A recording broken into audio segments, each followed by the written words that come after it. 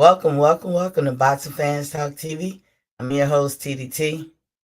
And yes, we're going to talk a little bit about Errol Spence today. But before we get into that, we're gonna go ahead and turn to.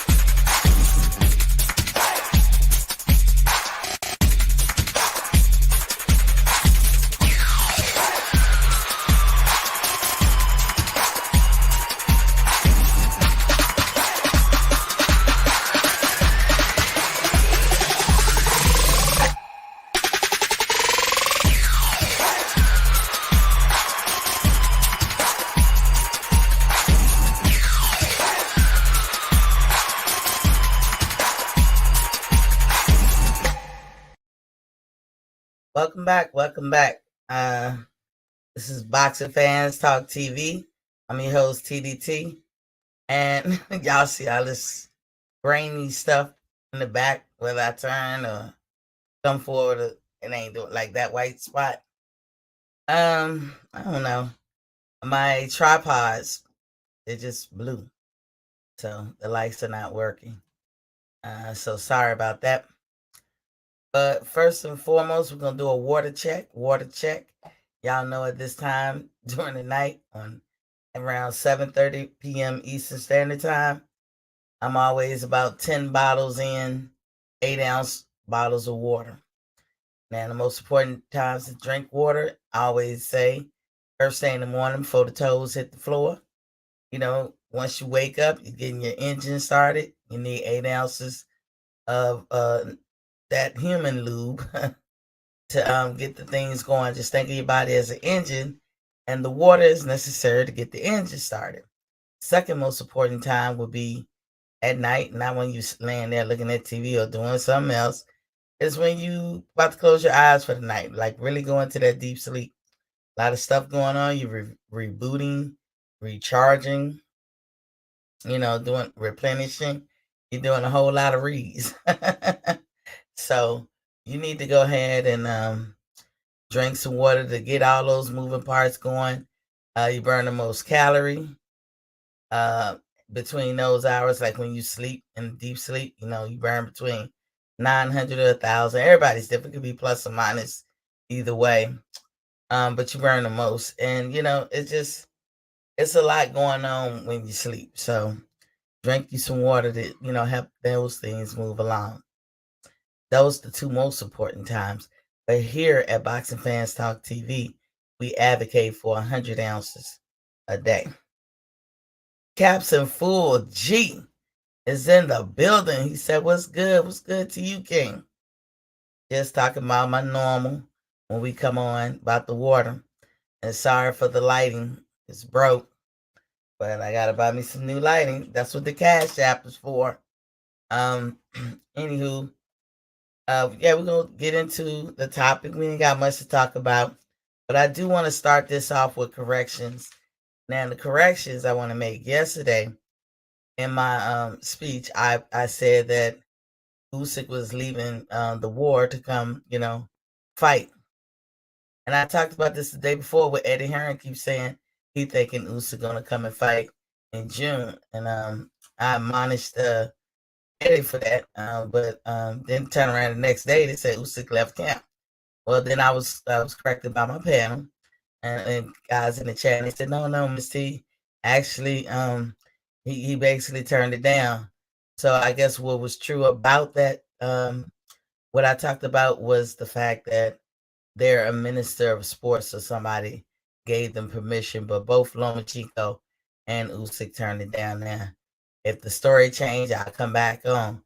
I apologize for going with the first story I read. So that was that. The other corrections I want to make. So we've seen videos out there, but some people actually had Derek James in recent times on somebody's video talking about numbers and stuff. And a lot of times I don't do numbers because of this very thing. So let me this lighting is messing me up coming in and out a little bit lighter than I do, guys. So let me go here. Ooh. Okay, now we can cook. So we just saw Terrence Crawford at the beginning of Amir Khan's fight with Kell Brook. Kind of capitulate, fall back, or whatever you want to call it, make nice. And we gave him props for that. Then we see Errol Spence and Ugas doing the same thing. So I was like, look at the three gentlemen. They all make it nice, and they all take ownership of whatever, because this is a highly, highly controversial matchup. Errol Spence and Bud Crawford. And the fans have really outdid themselves by, seeming like they're on some weird, crazy shit. So we was like, oh, to me, it was like the gentlemen were bringing everybody back in and saying, look, let's start over, y'all. Can we all just get along? Captain Full G said Derek James was 700,000 pay-per-view against Porter versus Spence. That's funny. Yeah, that's what I'm about to get into. So Derek James, then this is what Earl said. So, hey, I applaud him for that too. And Ugas always been, respectful. So the three top dudes showing respect in the same week. I was like, wow, okay, I can roll with that. And I said, you know what, going forward, I'm not gonna poke the bear, but I'm standing on whatever I said in the past, and I'm gonna talk up to that point. So not what? It ain't even been that long. Here's Derek James doing an interview where he wants to get into the numbers. Now, I'm looking at this interview and I'm thinking he may have had a couple of too many, couple of drinks. I ain't calling him an alcoholic with it. He just looked like he had been drinking or something. And he comes in talking about numbers after Earl explicitly said he was wrong for that and he ain't gonna do that no more. And basically, he gonna keep their business behind closed doors. And here come Derek James doing the opposite. So he wants to get into numbers. And I just want y'all to look at it how I was seeing it. So he want to get into numbers, and he's just, just you gotta wonder where he getting his info. Capsule Full said another thing, VADA testing, another topic. Yeah. So he comes in and he says, he was like, these are the ones that I caught. I'm gonna say that. When he talked about Errol Spence getting 700 pay-per-view buys, that has never happened.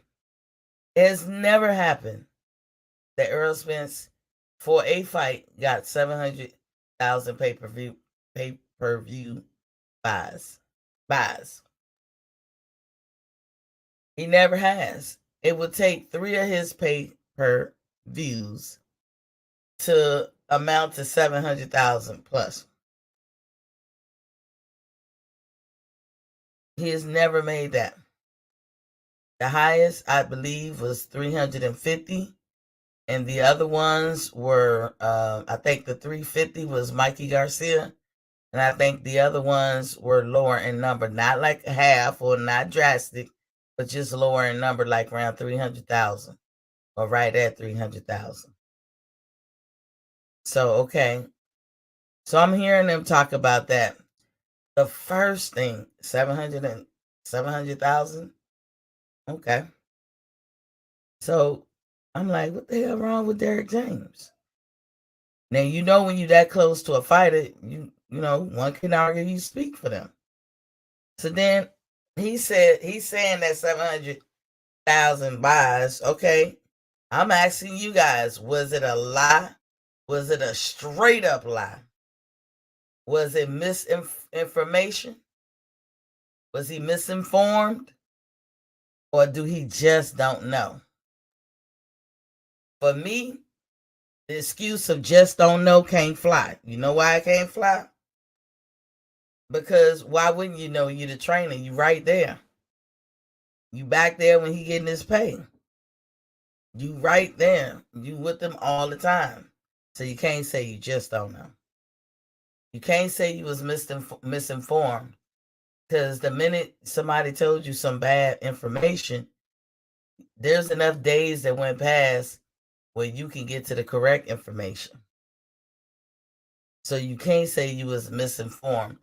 And by the way, all these couple of nuggets that I caught, the same thing about you can't say you don't know and you can't say you misinformed.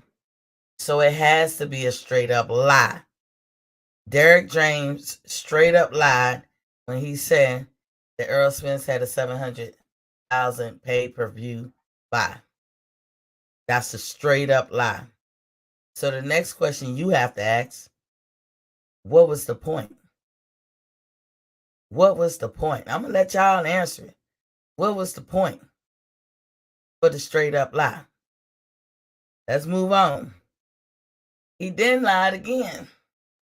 And he said the Michelob Center, which that's the new name, I forgot what the old name was, right there in the Mandalay Bay, only holds about 8,000 folks. That means that's the capacity.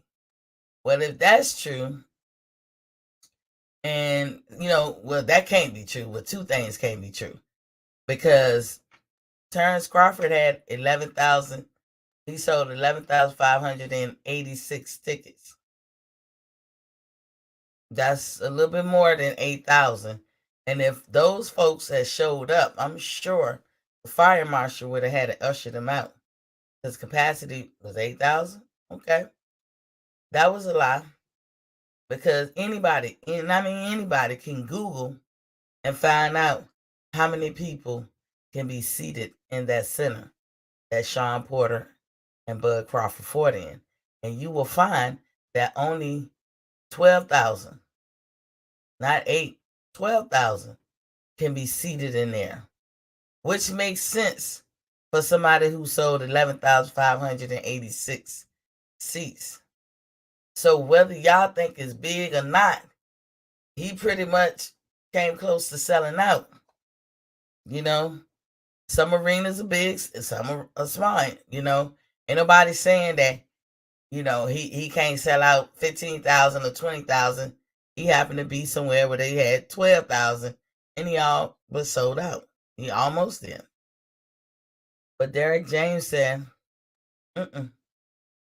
only 8,000 people could fit where in the location they was fighting at. And he talked like they ain't even said that much. So that was a straight up lie. Can't say you was misinformed. Can't say you just didn't know. That was straight up a motherfucking lie. You can go to Google now. You can go, I tested and find that they hold 12,000 seats, not 8. So then you have to ask again, what was the point? What was Derrick James' point? So if all but just those little nuggets right there that I picked up because he went into calculations, he went into money and all this stuff. And then again, what his conclusion was 83-17 split. Now that goes against, or that's contrary to what Errol Spence had just said days before. We're not going to do that no more. We're not going to talk about stuff out in the open. So he pretty much, by saying the conclusion, lets you know what the whole point of that type of talk is to devalue Terrence Bud Crawford. You know, you want to put so much daylight in between what Errol sells versus what Crawford sells. If Errol was selling 700 or getting 700,000 pay-per-views, then Errol would have had a bigger guarantee than $2 million every time he fought. Everybody want to talk about the PPV shares and all that at the end. That's all speculation. You can guess that it's going to be there. It might not be there, but you can have a guess it was going to be there. We talking about the upfront guarantee money. Well, this is what we know we're going to give you. And anybody who said that's not important, go ask Canelo. Is it important? Ask Mayweather, was it important?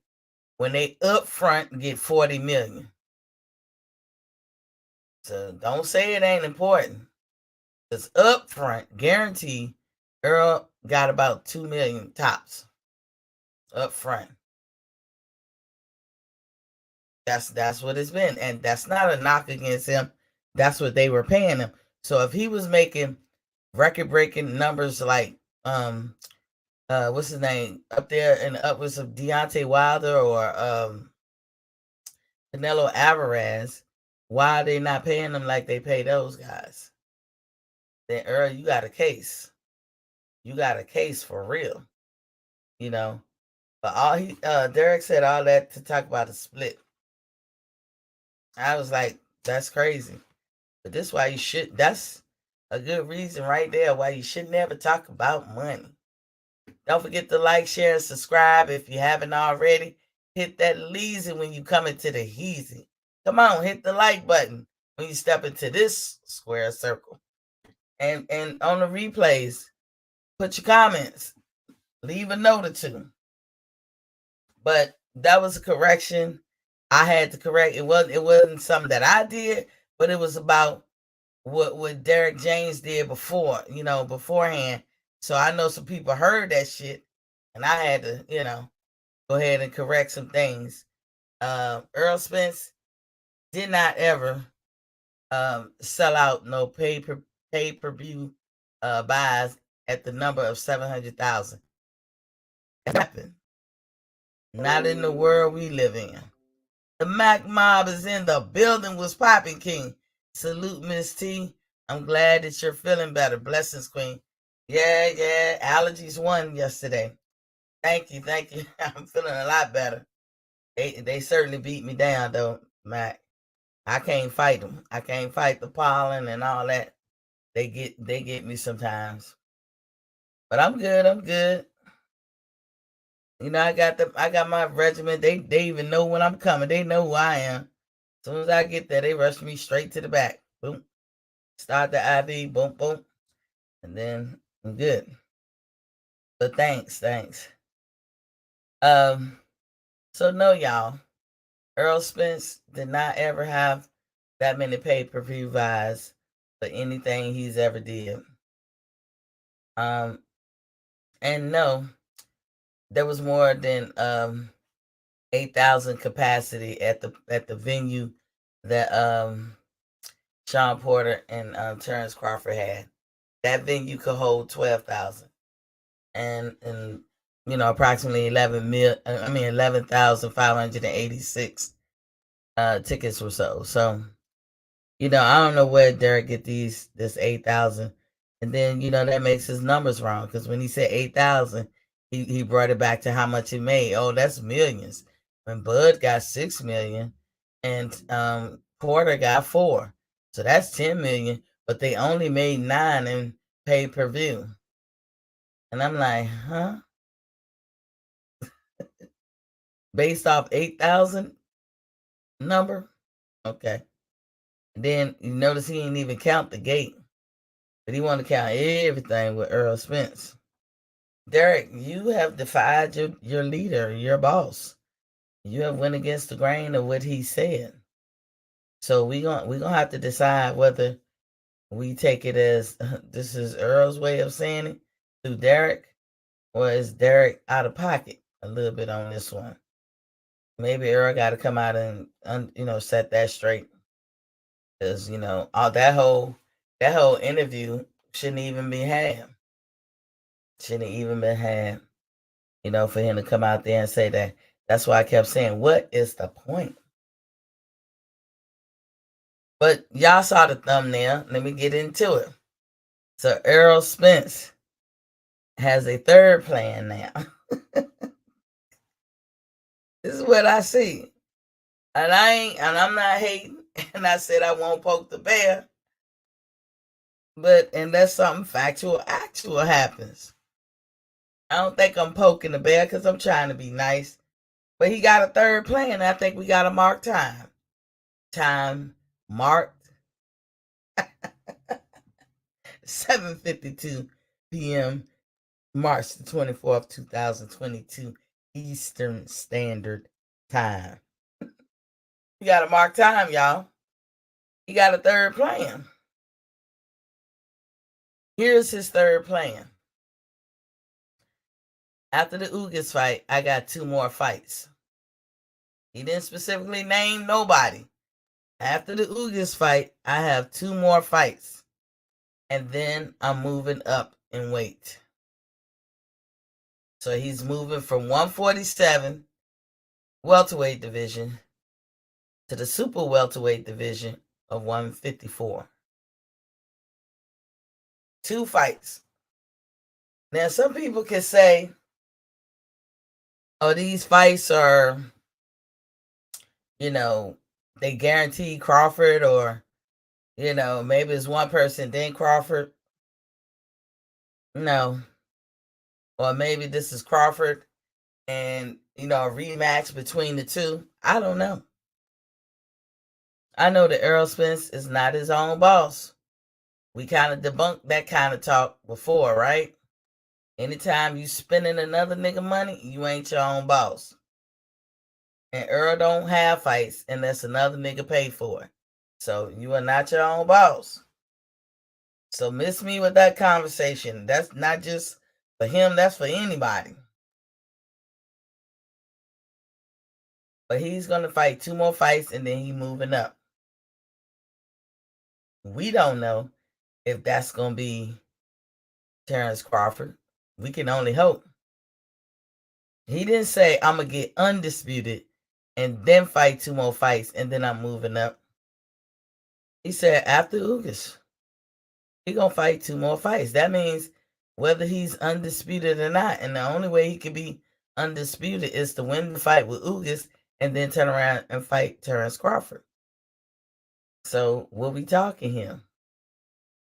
Now, the reason why we know about this type of stuff, I mean, he said it, but he also, talking about he'll fight Charlo if he have to. Brother, he's like, they can, brothers can break bread with brothers. You know what I'm saying? He's emphatically like, yeah, if I gotta fight Charlo, because here's the thing. Charlo is about to fight Castano. One of them is gonna be undisputed. It may very well be Charlo. So if Errol Spence move up, who is he gonna fight? If not the undisputed king, who will be Charlo, maybe. Because if Errol move up, he's unified right now that we know. But if he fight Crawford, we don't know that part. So let's talk about what we know. He's unified. He ain't gonna go up there and not try to face somebody on a championship level. That might bring him smack dab face to face with his stablemate. Now, when you ask Jamel Charlo these questions, his answer is a little different. And I'm talking about from before when it was brought up. But he's more like, that's my brother, like, like maybe I might move up to 160. Everybody gotta move because Errol Spence gonna move. But Earl like shit. It's a business. Hey, whatever. Now I will say that the question, most of this answer got answered because the reporter asked the question. Won't Earl just voluntold him and say, "Yo, I'm looking forward to fighting Jermell when I move up." It won't like that. The guy asked the question, and Earl answered as best as he could. But he never talking about like, "Oh, it's my brother, I can't fight him." Earl be like, "Yeah, I'm gonna fight him."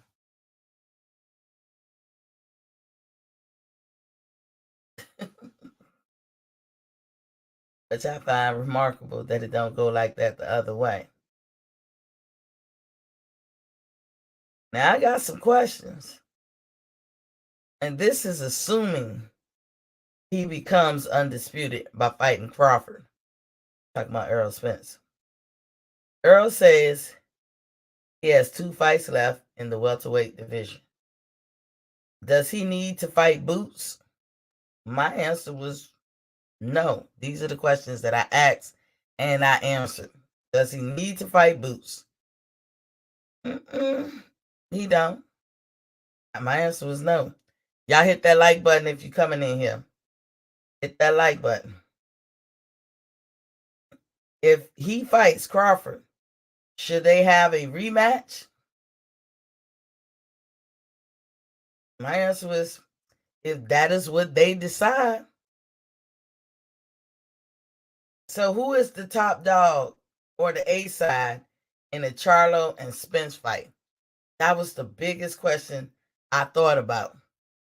I thought about that. And I've been waiting for people to say what they gonna say about it, to see. And I looked around and I heard some interesting answers, but it sounded like a typical answer. So, providing all the stars line up and everything, and Errol Spence do his 2 fights, whoever that may be with, he goes up to fight Charlo. Who is the A side?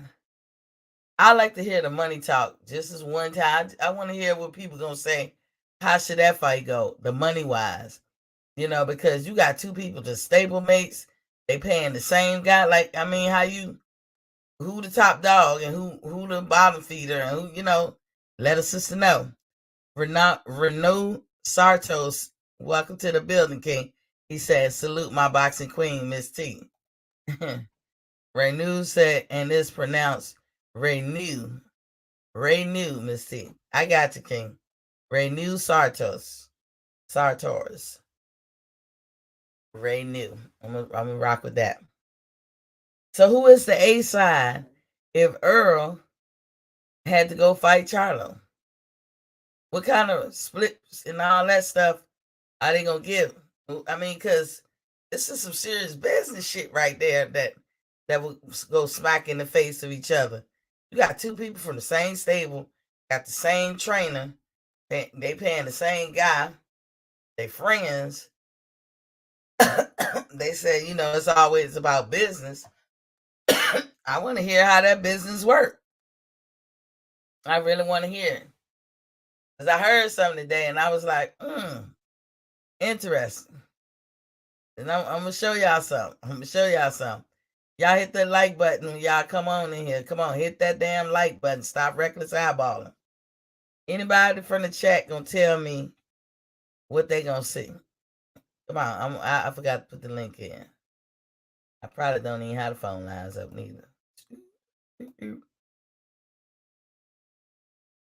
That's what I want to know. Who the A side? Somebody tell me. Who the top dog? How do they split that up? They 2 friends, the money on the line. How that get work? How you pay this person or pay that person? Who get what split? Who get the other split? I would really like to hear, especially from Errol Spence fans. I would like to hear it. Y'all hit that like button. Hit that like button. I had a couple of questions. If he move up, if he got his new plan. And why is it his new plan? Because the first thing he said, told Terrence Crawford, go get a belt. I played that tape. The Black Picasso made it. I asked him, can I play it? I played it on here. Where you can see clearly that Errol Spence is the one saying Terrence Crawford need to go get that belt off of Jeff Horn. Then we can talk. That's a plan. That is a plan. I played that tape. Can't say it didn't happen. Then we all know about the after the Maurice Hooker fight when they all met up and blessed each other's company. And Errol Spence said, "Let me clean up my side of the street." Okay, that's the second plan. Let me clean up my side of the street. Sean Porter got a belt too. You know what I'm saying? Even though Ugas at the time didn't have a belt and he wasn't part of the plan or the agenda or anything, but he got added on later. That could be a never ending story, but that's what happened. That was plan two. That was plan two. So now plan three is I got 2 fights left after the Ugas fight, then I'm moving up. That's a plan. That's three. That's the third plan. Y'all hit the like button when you come on in. Hit the like button. Come on. Bold and understanding. Salute Queen T. Salute to you too, King. Yes. Yes, that's the third plan. Y'all see that? D-Town Blaster, how you feeling, gorgeous? I'm good. I'm good, sir. Allergies won yesterday. That's all. I know that was my New Year's resolution, not to have to be on them type of meds, because some of them are like steroids. And, steroids are not altogether bad medicine. It's not good when you talk about competitive sports and that type of steroids. But, steroids save a lot of people's lives. It saved mine all the time. So, yeah, but it has side effects. I'm a person. God, I don't want to talk about all my medical, but I have hypothyroidism, which means, I have thyroid problems. In fact, I don't have a thyroid gland. But if y'all look at my wellness show to come on 1300 or 1 o'clock Sunday, every Sunday, then try to check me out or whatever. I talk about the body function, healthy eating, thyroid problems, this, that, and other. Y'all can join me out there. But yeah, I don't have a thyroid gland. But anywho, let me move on. I asked the question, y'all. I asked the question. Let me get back to this boxing. I had asked the question, but I'm good, y'all. Thank y'all for asking. I said, do he needs to fight Boots? And my answer was no. If he fights Crawford, should they have a rematch clause in it? I said, if that's what they decide, it's up to those two gentlemen. You know what I'm saying? But when I asked if Spence is going along with his third plan, and this is a third plan, the first plan, go get you a belt. Then you can holler at me. Second plan, let me clean up my side of the street. Even though Ugas wasn't a part of that plan, Ugas became a part. Third plan, I'm fighting 2 people. After that, then I'm moving up. That's a plan, y'all. PGH Big Dog is in the building. He says, salute Queen T. Salute to you too, King. That's 3 plans that Errol Spence has. You know what I'm saying? So, based on his plans, that he, and based on what he said, he wasn't down to his brother, who he called his brother. And what's his name? Jermell Charlo. He wasn't down to him. The reporter asked the question, so he answered it as best he could. I want to be clear with that. He was answering the question that the reporter have said, but Errol Spence been asked this question before, would he fight Charlo if he had to? And he, without hesitation. But Charlo the one to be like, bleep, bleep, bleep. The Mac Mob says, salute soldiers, D-Town, bold, renew. Salute. PGH Big Dog says, stop it. Spencer's only doing what he said, strap season. Nah, PGH. No, it can't be stopped. He had 3 plans. He has another plan. Am I supposed to not go by what he said his plan is? I didn't give him that plan. That's the plan he gave him. Am I not supposed to call it a plan? what do I call it? If not a plan. If he has mapped out what he's about going forward, I'm fighting 2 more fights after the Ugas fight, and then I'm moving up. You telling me that's not considered a plan? That's a plan. So was I'm gonna clean up my side of the street. That's a plan too. What's up, Bo? What's going on, boo boo? How you doing? I'm good. I'm good. Did you hear what we was just talking about? I heard a little bit because I was just getting in the room and stuff, but I know you was talking about Errol Spence, multiple plans and stuff. Does that ring a bell for you? I mean, do it seem like that with you? Oh, I'm not surprised. I mean, Errol Spence been having plans. He keeps switching his plans up. I mean, you would think he was, strategizing his way out of a fight and whatnot. Ever since Terrence Crawford came in that division, all the plans done switched up. And it went from, get a belt first to Sean Porter got a belt, then easy route, then other side of the street. And, it just, the plans constantly keep changing. And Errol Spence fans never call him out on it. But I'm not surprised if Errol decides to move up after this fight. I know he came out and said he got 2 fights left at welterweight, but to be honest, I wouldn't be surprised if he moves up after the fight with Ugas. Yeah, I mean, he could do what he want people. To all the Spence fans, look, he has a right. He's a grown man. He could do it how he wants to. All I said is he has another plan. His plan may not include what's his name, Bud Crawford. It may not, and it may be. Them 2 fights, we don't know. Is Bud one of them? That's the part we don't know. We have to wait and see. But that's his new plan. Regardless of how anybody feel about it, I can't be shitting on him when I'm talking about the plan he put forth himself, not me. PGH Big Dog said 1 plan. I'm getting all the belts and then moving up to 154. Bud was the one holding this crap up by staying with Bob for too long. PGH, that's not a logic. You cannot. I don't think I you can mean, argue that one in court. That's not even logical. What a person decide for their business move. Errol Spence that's is what I'm saying. It's like and don't it's get like paid shit. Spence fans are, they not logical. All they do is just keep making up stuff. Oh, it was Bud fault. How's it Bud fault? They could have made that fight years ago. I mean, the first thing was get a belt first. Errol Spence wasn't talking about being undisputed back then. He said, get a belt, get Jeff Horn belt first, and then we can make that happen. He ain't never mentioned anything about undisputed. But all they do is they try to blame Bud. They try to say, oh, he signed with Bob. That's nonsense, because if that's the case, why everybody on the PBC trying to fight Canelo, including Errol Spence? They ain't said, yo, Canelo got to sign with the PBC.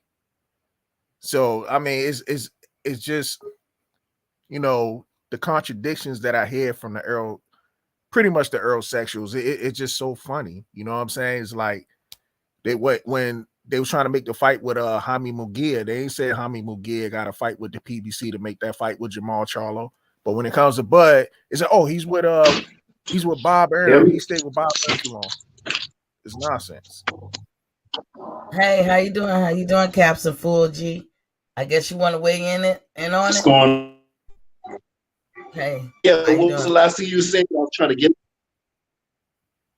Can you hear We me? was just Breaking talking. up. Yeah, we was just you. Yeah, your connection is bad, but I don't know if you can hear us, but we was just talking about a third plan. Like, what we just morphed into don't really negate what I was saying.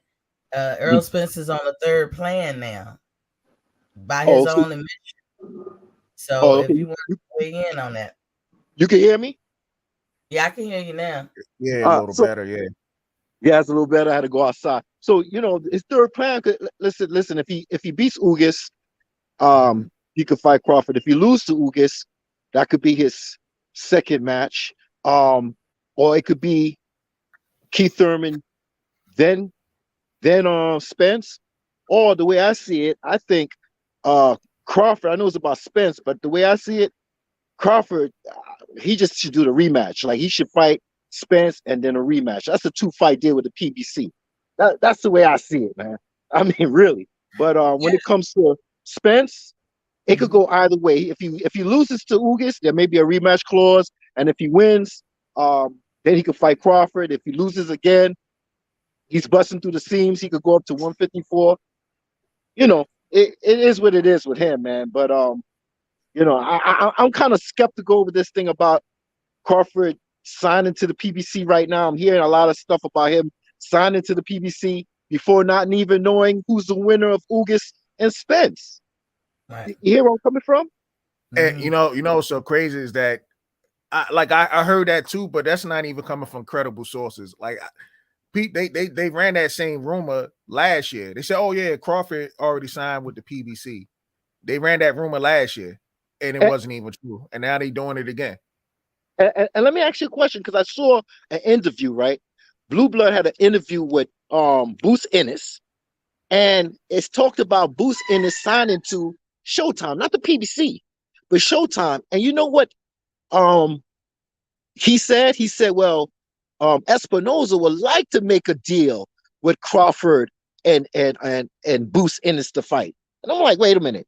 This is Showtime. This is a network.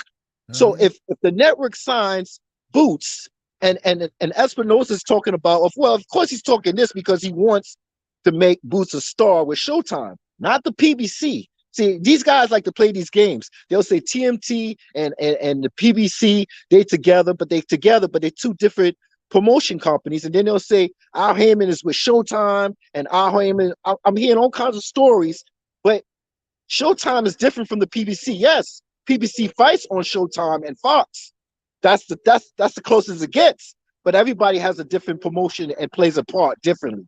So these guys be playing games with that. But I noticed that if a network wants you to fight on their network, you can fight on their network. You don't have to go through the promoter PBC.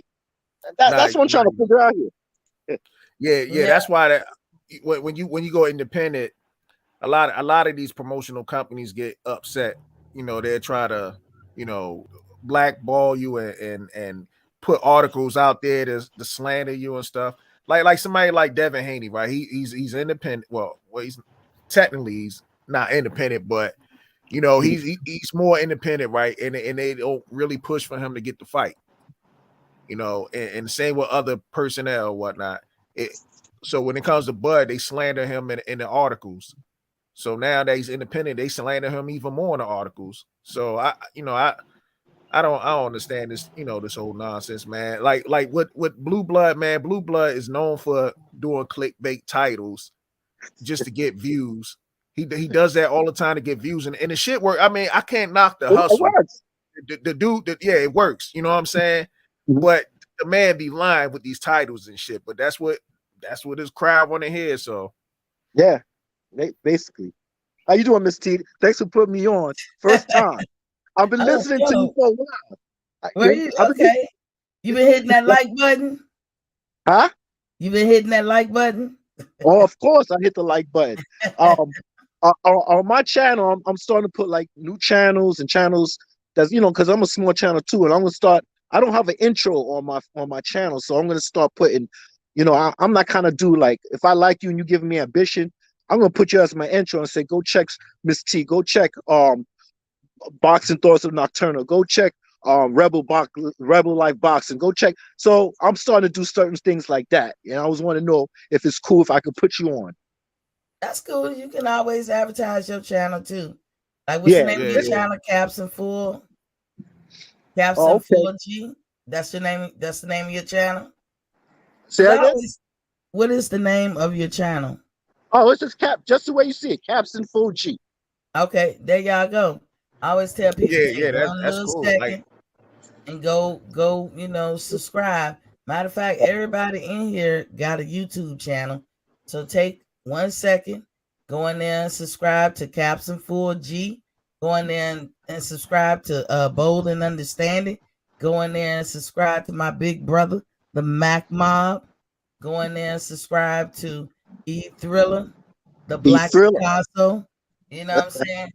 Like whoever y'all see, no matter what channels y'all go to, stop what you're doing to go subscribe to the, couple of people. Just do 5 a day. Like if you go on to different channels, just that's black love. Just subscribe. Yeah, small channels give other Yeah, small yeah. channels love, and we all get big. Yeah. Yeah, definitely support, man. You know what I'm saying? That's what it is. Yeah. Hey, you said your joint is called Capstan 4? Yeah, just the way you see it on the screen, Capstan Fuji. I Same with don't see it on the screen. I don't even see it. Oh. On the chat, it'll be yeah. Capstan Fuji. Yeah, Capstan Fuji. But this thing with Spence, man, I just can't wait for this fight to happen. Like I said, I hope, if he do sign with the PBC, it'll be a 2-fight deal. It will be a fight and a rematch with Spence. That's all he needs. I don't see where Keith Thurman and I don't see Boots cutting the line either. The only way I see Boots cutting the line if he becomes a mandatory for Errol Spence. Crawford don't got to fight him because he did his mandatory with Porter. He ain't got he don't have to do a voluntary with Boots, so he's all good right now. He's just waiting and willing. Jay Smith, salute to you, King. He says salute, Miss T. But here's the question. Hey, you got the channel with the It looked like, let me see what's on the picture. Like some does color or like a tiger or some shit on there. Yeah, the tiger. Oh, okay, yeah, I just subscribed. Okay. Can you put the link in the chat? Sure, I'll do that. Yeah, put the link in the chat. And put y'all links in the chat too. The Mac Mob, Bold and Understanding. Put y'all links in the chat too. So look, I think we kind of slid away from the question I was asked. Oh, my bad. Just a little bit. So I had those several questions, pending like his third plan. First of all, I'm asking you guys, what do y'all think about this third plan? Now, I don't know how it's coming off sounding, but how I'm seeing it is you had a plan. So the fight we've been waiting for is Crawford and Spence, right? So you had a plan. Hey, go get you that belt over there from Jeff Horn. When you come back, holler at me, then we can go from there. We can build from there. Then when he got the belt, as Terrence was saying, you want to go over here and y'all want to go over there. So the new plan was, let me clean up my side of the street. Sean Porter got a belt too. Why don't I take the easy right? That's plan number 2. Okay, this third plan is I got 2 fights out the Ugas, and then I'm moving up to 154. But also we have to take into consideration his latest interview too. When they asked him point blank, he said, we'll see. So this is what I'm talking about. How do y'all feel about this new third plan? That's what I was asking y'all. Go ahead. You want to go first? Or Go ahead, Caps. Oh, okay. Well, the way I see it, when you talk to a Spence fan, they say, well, Crawford said this and Crawford said that. So what are you worried about what Errol is saying right now? Doesn't matter. So, right now I'm like, okay, he's saying this, and he always got that key word, the key, we'll see. He even said we'll see when he's talking about Boots, if he becomes mandatory. So I'm attaching that we'll see with everything that doesn't sound sure. We will see. Yeah, okay, we will see. But he ain't sounding too good, man. He's not sounding like he's confident because he's not saying his name. Just do what Mike Tyson be telling y'all dudes, man. Just say the name. And he's not even saying Crawford's name, and it's like it sounds suspect. But like some Spence fans say, they both be saying things and it doesn't add up, and they still this and that. And so, I'm like, all right, let me just cool down and just relax and let's see what happens. But at the end of the day, Miss T, I know what you're saying. It sounds very suspect. He's not saying Crawford's name. He keeps saying we see. So, I understand where you're coming from. It very sounds suspicious, like he's going to end up fighting Keith Thurman, or I don't know, man. It's just Keith Thurman has been put in a place for a position for a reason. Yeah, I don't know, but I don't know if it's for Crawford for the 2-fight deal and then fight Spence, which I hope he doesn't do that, or it's for Spence to waste more time to age Crawford out. That's basically it. I see. That's what I've been saying. Hello? That's what I've been saying. They strategically aging Bud out. That's why me personally, I was already done past this whole fight. I was like, man, he might as well just go up there and whip Charlo ass. Because if Yep. Charlo was the one for undisputed, Charlo gonna have to either fight Bud or vacate that title. Yeah. Yeah. Yeah. And see, one of the other questions I asked too is if he fights Crawford, should they have a rematch clause in there? Because I'm looking at this 2-fight thing. This the part of the plan now. So the only way this could be all about Crawford is you fight Crawford and then y'all have a rematch clause in there. And so I asked the question, if the 2 fights really talking about Crawford and a possible rematch, should there be a rematch? Or how y'all feel about that? A rematch clause? Oh, I don't think it should be a rematch. I mean, well, I don't know. I mean, I guess if they can make a lot of money off the rematch, then cool. Like if it's a competitive fight, then sure. But if somebody just get dominated in a fight and then they want a rematch, I'm gonna be like, yo, I mean, you just got your ass whipped bad. I don't know. Yeah. What you yeah. think, Caps? You said Yeah, same. I kind of agree. It depends on the situation, how the rounds go. If it goes all the way to a decision and it's close, it would be nice for them to both eat again and do a rematch, But if one gets dominated, like the brother said, um, hey, he's still got an option to do a rematch because they're both champions, and champions to me deserve rematches. They always got to run it back. That's the way I see it, man. Icons and champions, But I guess it depends on that man. If he feels like he got dominated in a bad in a certain fashion, he don't want to do the rematch. Hey, just move on. Yeah. So I Yeah. think that's a 2-fight deal, but we shall see. We'll see. Look, Yeah. Jay Smith said, "Great news. Bud might get Keith now, and then Errol next for all the marbles. That ain't good news." Jay Smith. Ray News said, "Facts." Jay Smith said, "Or it might be one fight at 47, and whoever wins between TC and EJ will be at 54 for since TC got elevated to WBO Super." See, here's what I see. Here's what I see. Okay, here's the third plan. 2 fights. We can't hold our breath. These are very strategic moves. Y'all better mark this day, mark time, because 2 fights can mean anything. It can mean Errol and Keith or Earl and Boots, which I think he'll win both of those. So we don't know what 2 fights could mean. You know what I'm saying?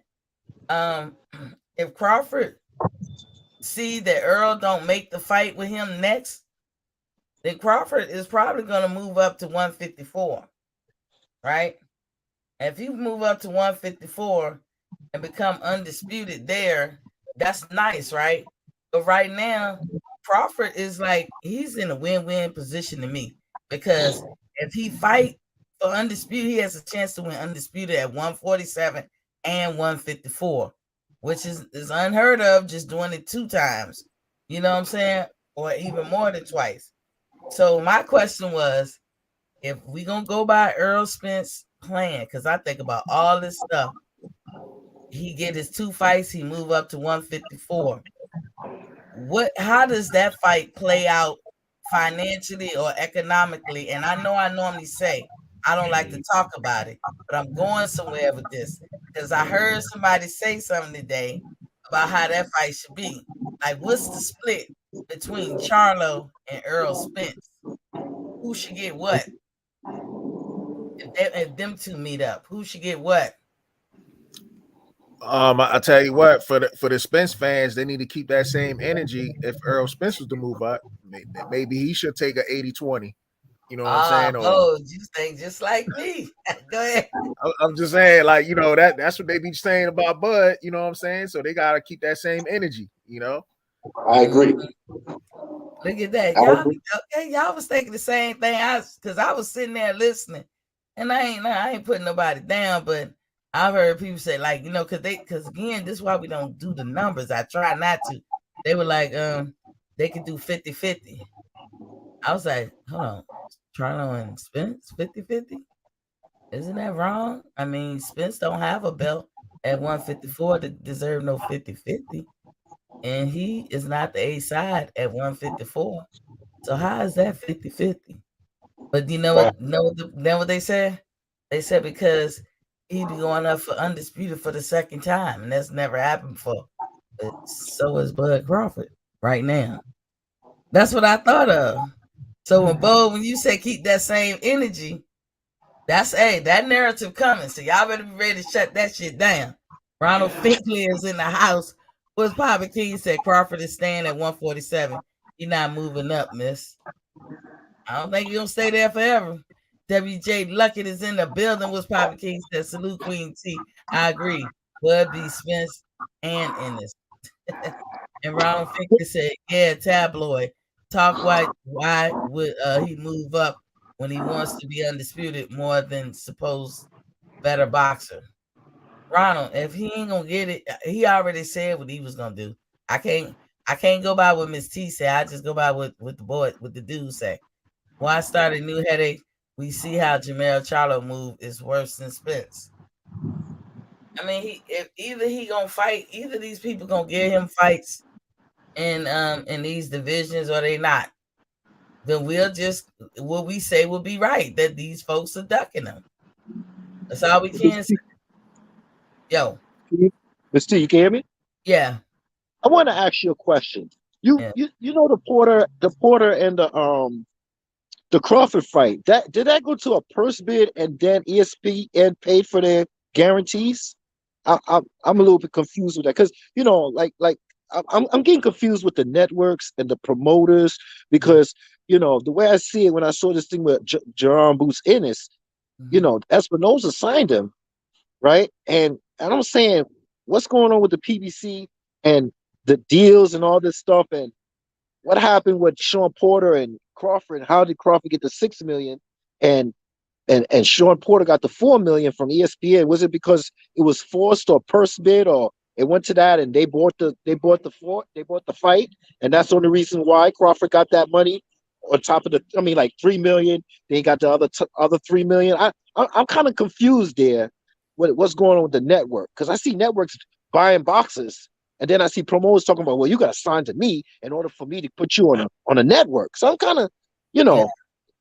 Well, I'm gonna say this a little bit, then I'm gonna turn it over to Bo because I know he know the facts better than me, because I can't even remember who bought the fight. Their fight did go to purse bid, and see the problem nowadays, you got managers, you got promoters, you got all these different people wearing the same hat, but their fight did go to purse bid. But if I think Bob Arum got it back. He won it because even your own promoter can bid in the purse bid, and whoever wins the purse bid is the promoter who's going to put on that show. And these promoters are attached with certain networks. So, like Bob Arum is always with ESPN. So whenever he has a fight, he don't have to look for a network to put on his shows. He got ESPN. When PBC want to fight, they got Fox, and they got Showtime. So they don't have to look for a network. And if you just sign to Showtime, then when Showtime give budgets to promoters, like so if Bob wanted to put a fight on Showtime, which he's with ESPN, he would go to Showtime, and Showtime has a budget out for the year based on the dates that they got that they're gonna show fights. And Showtime would give that budget, the money of that budget, to that promoter for the promoter to go put everything on and get it up and running. You know what I'm saying? But Bo could probably explain it better. Who won that purse bid? Bo for Crawford and Porter. Like, how did that go down? I thought I don't know if they exactly went to a purse bid or they had a negotiation right before the deadline. I think it was something in that matter, like the negotiation for who gets what right before the deadline, before it actually went to the purse split. Mm-hmm. I believe that's exactly what happened. And then once the negotiation kicked in, they decided to do the 60-40 technically, giving Crawford 6 million and Sean Porter 4 million on the guarantees. Yeah. I believe that's what really happened, but I'm not 100% sure. Right, because I'm confused because I see the network gave Boots Ennis a contract. The network itself. And a lot of people like to say, well, he's signed to the PBC, but he's not. He's signed to Espinoza, the CEO of Showtime. So I'm just wondering, do they purses are different from the PBC? Because I know the PBC only rocks with 1.5 or 2 million, and then you get what you get in the back end. You see what I'm saying? So I was just trying to get that, squared off to figure out other things where my mind would be at when it comes to talking about Errol Spence and Bud Crawford and how he can't fight. He could fight on Showtime. He doesn't have to be with PBC. So I was kind of a little confused. You remember when Deontay Wilder, most of his fights was on Showtime? Right. Remember that? Okay, yeah. So it's kind of the same thing. Like Showtime is a network, but anybody can have a contract with a boxer. Like Al Heyman is not a promoter, but he's a manager, and all of them be having contracts with him and no contract with a promoter. But a lot of people will say that they're their own boss because they got a promotional company. But as you always hear me say, I'm dead in that shit because if you spending another nigga money, you not your own boss. Exactly. So miss me with that shit, but that's what they like to say. And if you your own boss, then now I gotta ask you why you ain't do this and why you ain't do that. That's for anybody. That's not directed just that Earl. For any of the Spence fans that think I'm talking about them, that's directed for anybody who got to spend somebody else's money. Miss us with that. That's talk that's unnecessary. Now, if Showtime has a fighter that's signed to them, that means when Showtime look at their calendar year and they picking out all their dates, they got people in the pocket. So when they trying to make a fight, they got fighters. Now they could go to another promoter and say, I got this date, June Umpty Squat date on this Saturday. They do Saturdays, So I got this date. Do you want to buy this date or do you want to mess with this date? And here's our budget. Then you go make it happen. Sometimes the promoter's not even spending a dime of their money. So, I mean, it's rare that these promoters are digging in their pocket and putting up the money for their fight. Takes a point, Errol Spence. I got to point this out. He said he's a promoter, right? When do he dig in his pocket, pull out money for the fight that he is going to fight in? He never do that. Tim Smith and all them, Al Heyman and them pulled the money out of PBC pockets to put on his fight. That's why they pay him such a low guarantee. As far as pay-per-view goes, that's speculation. The whole country can black out. The grid on the whole country can black out on the day of Ugas and Spence fight. What money he gonna make that day? Speculation cannot be used as a real thing. What's real is a guarantee. And so his guarantees, to my knowledge, have never really been over 2 million. Whereas Crawford's were over that. And Crawford's had a caveat in his contract, meaning if you don't get me the fight I want, you have to pay me X amount of extra dollars. Right. So every time I fight somebody other than the person I said I want, you're paying me extra. So with all that, Crawford was the highest paid welterweight, to my knowledge, of over all of them. Now, when you come to pay-per-view, what Derek James had just put out a few days ago, that Errol Spence had got 700,000 pay-per-view buys, which never happened. You have to add up 3 of his pay-per-views to reach that number. That never happened. So now when you hear these type things and the money talk and the splits, then you got to ask yourself, why? What's the point? There's an agenda behind talking about such things. And even when I asked the question, so is Charlo and Spence, is Spence, what the purse bid should be looking like for that? Because I know them same Spence fans to say, it should be 50-50. Wow, Errol Spence just became undisputed at whatever, or Errol Spence did this.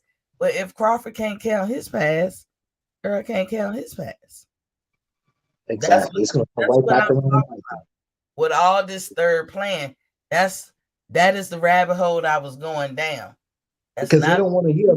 They don't want to hear about accolades. They don't want to hear about accolades. But if it comes to Spence going up to 154, and they want to use that argument saying, well, Spence was undisputed at 147, it should be 50-50. All of a sudden, they get amnesia. Like, we was doing this with Crawford. You know what I'm saying? Wait a minute. Let me read some of these chats. WJ Lucky said the purse bid never happened with Crawford and Porter.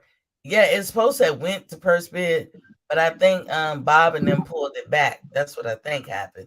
But I'm not for sure. I just remember it kind of going like that.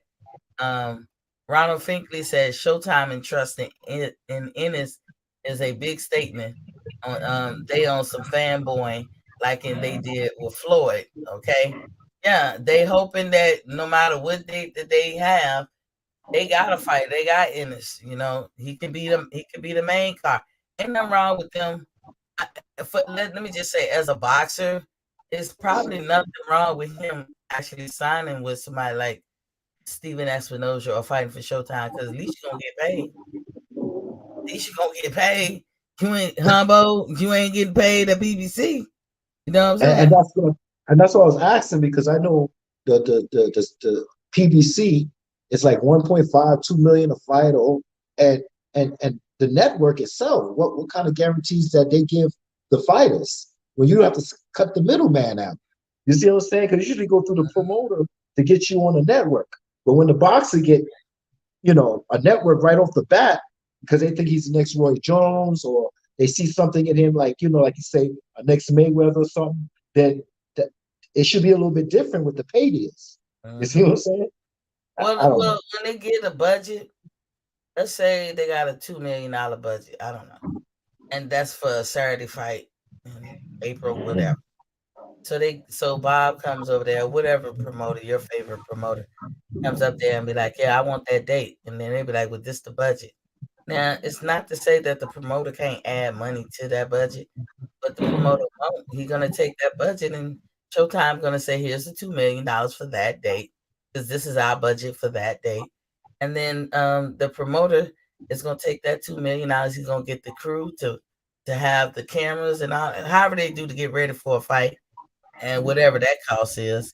And then they're gonna have the fighters and what they're gonna pay each fighter up and down the card, from the ones that's not on TV to the 4 that's on TV. And that's how they're gonna do it with the 2 million.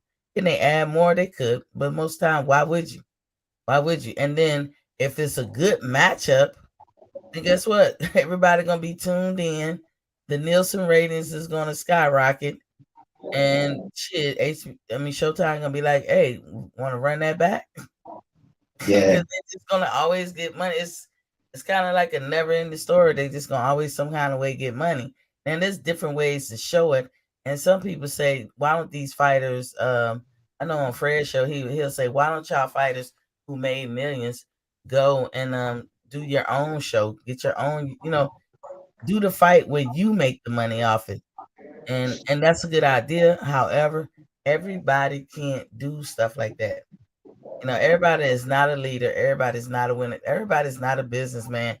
That's the only thing I put into factor. Like, everybody, even though that you need a temperament to do some certain things, and everybody don't got that temperament. So it's a good idea, but hey, it may not happen. You might just be a worker bee. Ain't nothing wrong with being a worker bee. I hear that. Well, Miss T, I'm glad I came on your channel. The only thing I gotta say is that if they drop the ball on this fight, the networks, see, the promotion companies, they could go back and forth play these games. But any network will drop this fight and don't take this Crawford and Spence fight. I think any network could pick this fight up. And it's not hard. This is a fight to be made. So if they drop the ball, if they don't do it, that's the way I see it. Miss T, I gotta go. I gotta go see what's going on with my son upstairs. Thanks for letting me in. All right. All right, welcome, and come back anytime. Yes. I'll see you on my intro on my video. Okay. All right. Take care. All right. Bye-bye.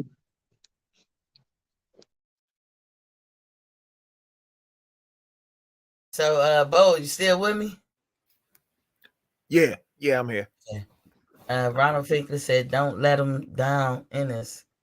Um, it might be a good move for Ennis to go for sign with Showtime. What you think, Bo? Might Say that be. one more time. Do you think it's a good idea that Boost Ennis went and signed with Showtime?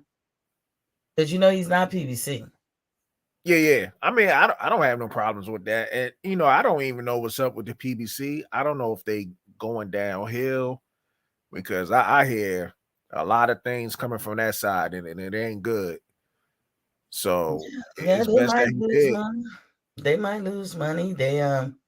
He running it like with a hedge fund mentality, and that might not play out that good for boxing. Plus, they're rewarding the wrong people. I'm not saying Canelo Alvarez don't deserve to make money, but you got money to throw at him. This man has shown you his ass to kiss forever. I mean, this PBC to Canelo. Canelo has never showed you that he even want to be a part of you. He got with y'all one time, stole some money, and then he gone. And y'all gonna still be on him because I just was talking about somebody who was suing who was it? I don't even want to. Oh damn! It was yesterday. I was talking about somebody who was I think they suing Oscar or something where they still owe him money. Triple G saying that Oscar and them still owe him money or something. I was like, what? So many years later, you talking fights that happened like 2 or 3 years ago. So yeah, it's just Sure. I don't know. Apparently Floyd Mayweather said he's still getting paid from fights he did on pay-per-view years ago. Yeah, that's just crazy. That's crazy.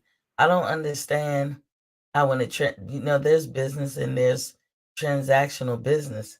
When the transaction is over, why aren't you tallied up? Why don't you have your money? I don't understand shit like that because it's like you gotta have the money right then and there when you owe somebody, but when they owe you, like I don't get shit like that. Ronald Finkley said that would be karma, a blackout of the dude who blocked out Crawford. But his thing, Ronald, now Bo, you could chime in if you think differently.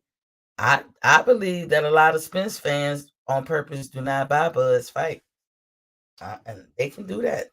I'm not I'm not saying that like they're animals and how dare them. I'm just saying I believe that goes on. Do you think so, Bo? I mean, I don't know. I think a lot of people in general, because we're in the streaming era, especially if you could get a fight for free, people gonna get a fight for free rather than pay for it. So I mean, it could be same thing they doing with Bud. They could be doing that with Spence, even though it seemed like when it comes to Spence, you got the Jerry Jones behind it. See that's the things that when you get somebody like all these big guys behind it, like Jerry Jones, he's gonna put up money and buy seats, probably just buy a whole bunch of empty seats and Mhm. make it look like the dude really sold out and whatnot. But I just think in the streaming era, people, free ain't nothing beating free. You know what I'm saying? So people rather get it for free than pay for it.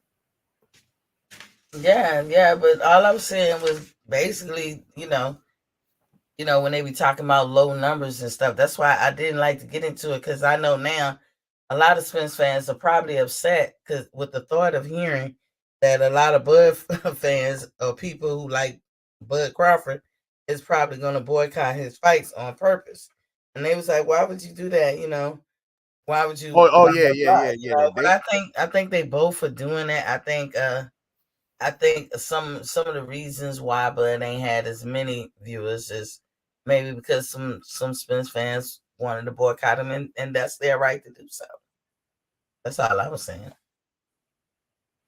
Yeah, the thing what kills is you got, especially boxing's not as popular as it used to be, right?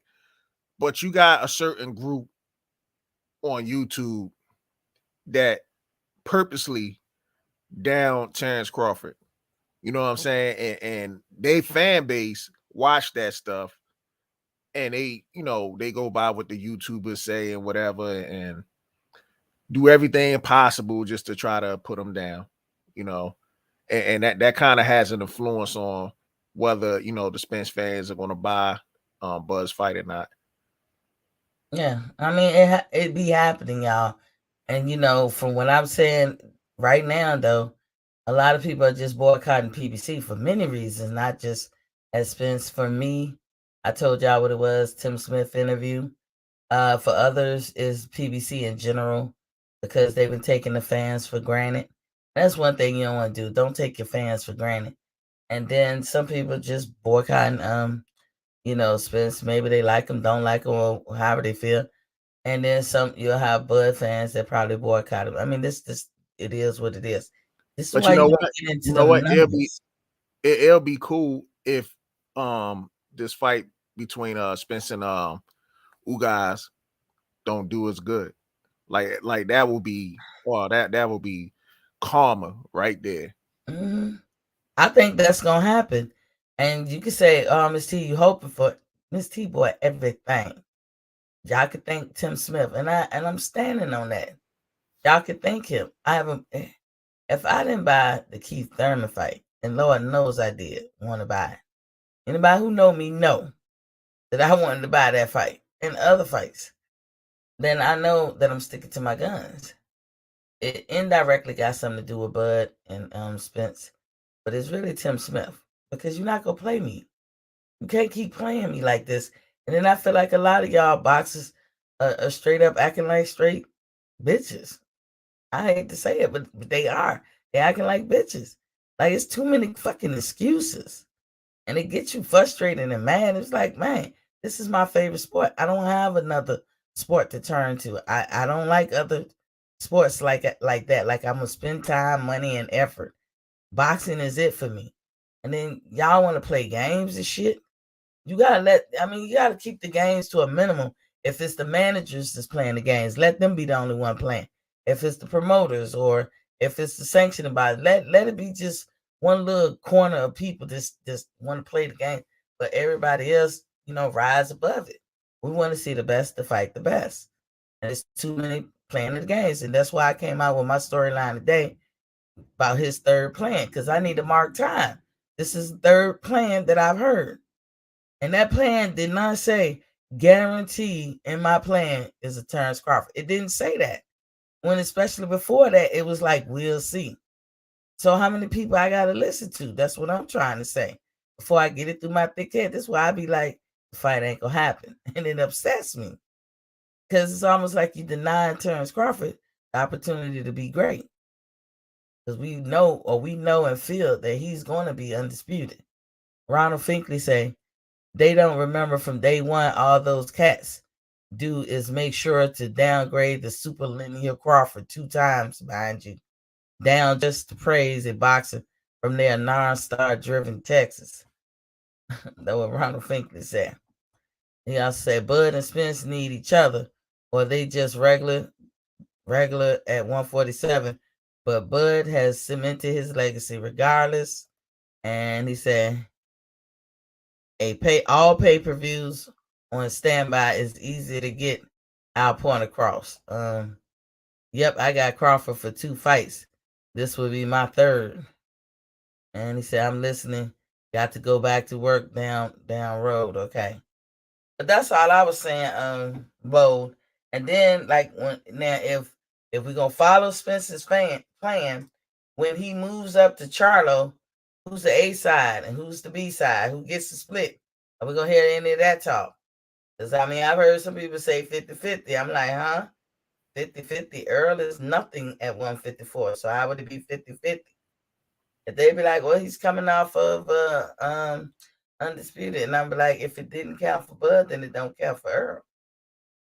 I'm just this 2 fight after Ugas is giving me pause. I don't know about you. Is it giving you pause, Bo? You talk about Errol Spence 2 fights after Yeah. I'm seeing too many, those what ifs are starting to pop in my head. 2 fights?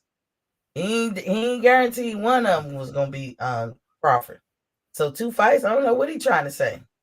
No, I thought he said he just have 2 fights left, and that's including the one he's got coming up.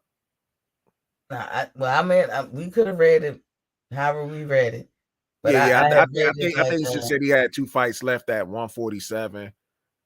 And you know what's so crazy is that I guess the question was posed to him about would he fight Jamel, mhm, and he said, "Yeah, if it makes business sense, or if we can mhm. make the money, then yeah." Whereas though Jamel seemed like he doesn't even want it, Yep, I said that. Yep, and yep, same thing. Jamel always sound like he don't want and it. that's the thing, like, because I know a lot of people say, "Yo, Jamel's the real one," and I'm like, "Yo, I don't know, man." Especially after that, what was it, Custis or whatever, Brian Custis, I forgot his Brian name. Custer.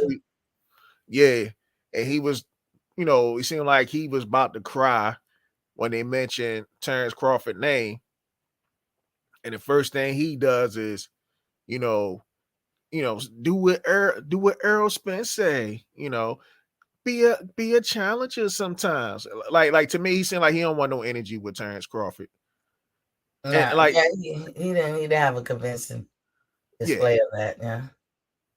So he done lost a lot of cool points with me. You know what I'm saying? I just think both of them are avoiding Crawford. They strategically aging that man out. They waiting for that man to slow down before they feel comfortable to get in the ring with him.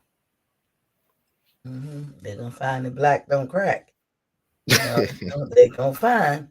But to me, it's like when I hear this playing, I say, here we go again. Here we go again. I was like, here we go. Because the way I read it was after Uga's fight, it's 2 more fights. But it's even worse if Uga's fight and another fight is the 2 fights. Because, I mean, that means, and that just convinced me even more that there won't be a Terrence Crawford and which kind of fight. And this is why I had asked months ago. Now, when somebody get an opportunity to talk to Bud, oh, Bud, hey, get in my email. Let a sister know. Come on the show. You're always welcome here. So when they get an opportunity to put the mic in front of Bud to ask him, what is a reasonable time to wait? What would be a reasonable time to wait to find out if you're going to, move up to 154? Is it a week? What is it that can be said or not said or done before you say, you know what, fuck this, I'm moving up to 154? That's what I wanted to know, because the way Earl come out with this third plan, I'm like, shit, Yeah, if he don't say shit in that first week, but just adios, just get up out of there. that's what I'm saying, man. I've been done and over, with them guys fighting. Yeah, I want Terrence Crawford to beat Errol Spence, but I mean, this thing been dragging on for too damn long, like too long. Like if Terrence Crawford, even if Terrence Crawford was with the PBC, this fight still would have dragged on long as hell. I just don't think Errol Spence feels comfortable getting in the ring with Terrence Crawford. I think Terrence Crawford scared his ass up when they had that meeting. Yeah, When you talking about he told him, he was like, he said, after I beat you, he said, your people gonna say you were too weak. And they that's mhm, basically what's gonna happen, in my opinion. D Young is in the building. What's poppin', King? What's What's good? going on? What's going on, Queen? How you doing, Bo? Hey, what's up, man? Hey, nothing, man. Hey, if this shit true, ain't no more motherfucking obstacles, man. And hey, if this shit true, y'all, Spence got a lot of pressure on him to perform excellent, man, and to really beat Ugas. See, his fans don't know how much all that talking they've been doing putting pressure on this nigga, man. So if Bud signed the PBC, the pressure is on because he gotta win. He gonna be thinking about it. Hey, he can't fuck this money up. So Mhm. you know what I mean? Like, hey, if this shit is true, yeah, definitely the pressure cooker on this boy. And we gonna know if it's really true if Bud out there in Dallas, which I think he gonna be there. And if they let him in the ring, then that just says a lot.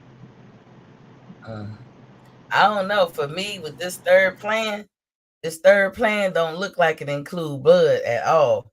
Y'all hit that like button when y'all coming up in the square circle. Well, yeah. I mean, yeah. See, I noticed they took that. They've been taking that shit what Mike Tyson said and run with it. You know, Charlo and Spence. You know, but Mhm. hey, you know, if he don't, regardless, if he don't take the fight, we know what it is. We've been saying it all along. But as of now, we're gonna just worry about April 16th. Like I say, because I'm ready for this shit. I like I said last night, man. I'm just trying to really skip Easter, man, so we can just get to this shit. Because I want to see this shit, man. Because it's just a lot of questions that's gonna need to be answered. I know it ain't the fight we want, but man, I just feel, man, the year 2022 been upsets, man, and like I say, don't be surprised if Ubis win. I wouldn't be surprised. But now, are you buying that fight? Well, I'm gonna keep it real. I don't know how to stream and all that other shit. So you know, either I go to the bar or something like that.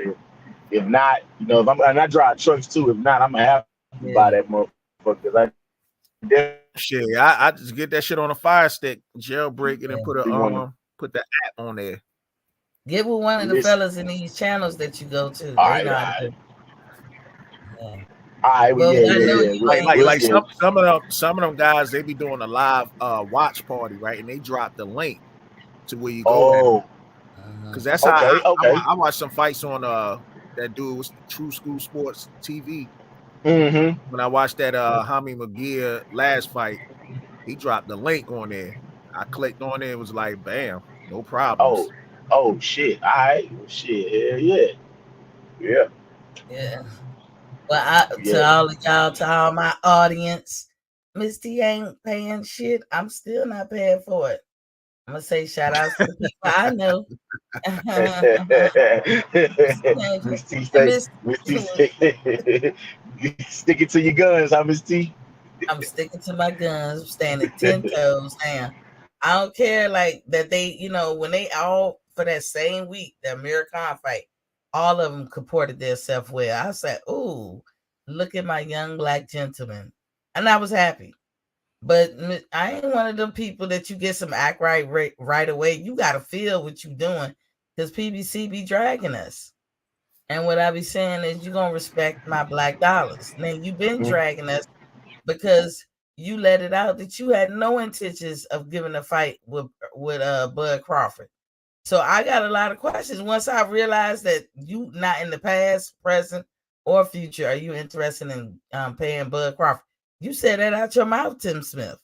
So now I'm like, well, what was all the build up and all us in the background hoping and praying and wishing and all this stuff? And did you tell Errol Spence that's how you feel? Or was he walking around acting like, yeah, we could do it as long as you see my way on the purse split or whatever? Or did you tell him that it would never be a fight? Like, which one is it?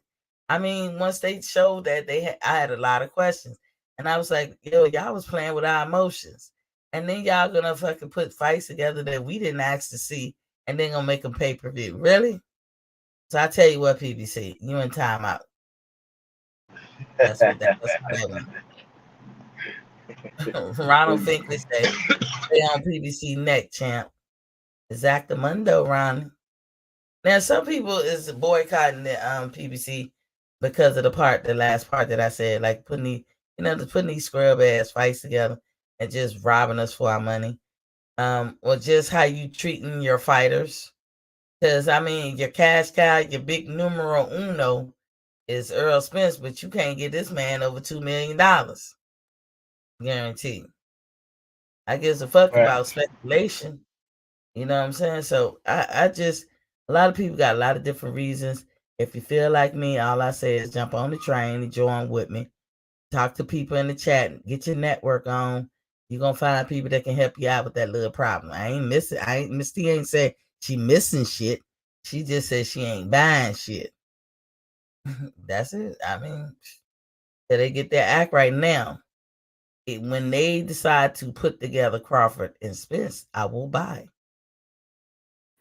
And now that Man, they Crawford gonna be like 40 years old before Spence decided to get in the ring with him. you're gonna be 40. That's why I had asked. I didn't see anybody chime in neither. I had asked if Earl do move up to fight Charlo, what does the split look like? The few times you're gonna hear Mystique ask about some damn money. Yeah, I'm curious as to what y'all was saying. What would the split be like if it's Earl and Charlo? That's a good question. Would Both kind of said Charlo it early. get the most? Because He should, I shouldn't he? mean, yeah. I mean, just say assuming he wins undisputed, Mhm. just assuming that he wins undisputed. Yeah, I mean, because he did something Errol Spence hadn't done as of now. So But here's the but thing. yeah, Here's the thing. Whether Earl get undisputed before he meet Charlo, or whether he don't get undisputed before he meet Charlo, Errol Spence is not anything in 154. Just like Terrence Crawford is not anything in 154. So the thought of him, when somebody tell you guys, that him fighting Charlo should be 50-50, you got to raise your eyebrow because what is Earl at 154? I don't want to hear about his past accomplishment.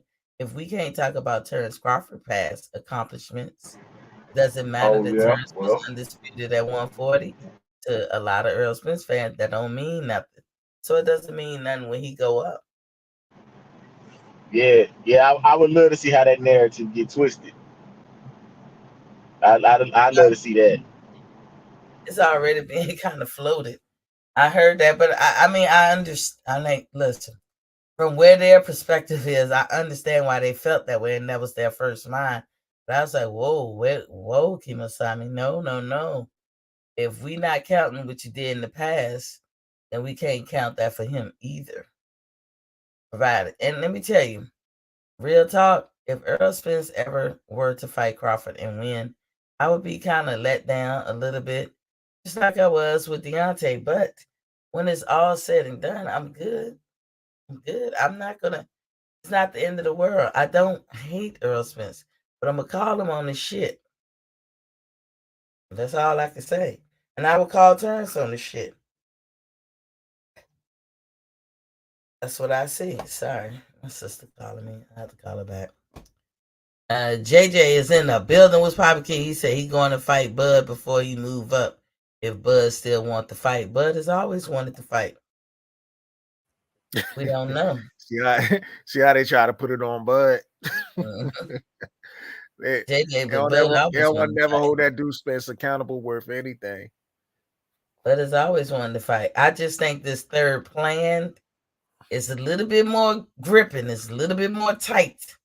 And I don't know how wiggle room to get him and Bud to hop off in that little plan right there. Hold tight 1 second. Let me put y'all on mute. Like,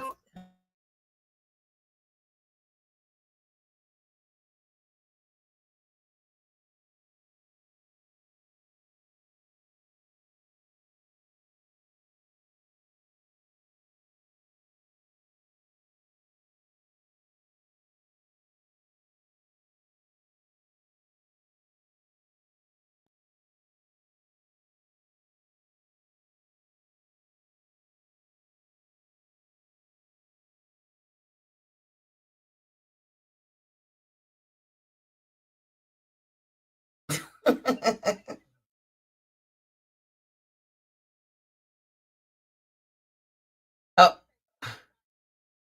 oh.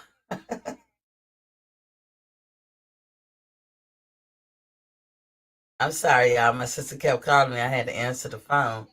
And I'm trying to get in like, uh.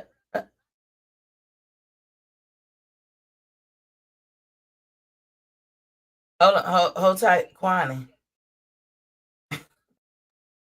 I can't get through.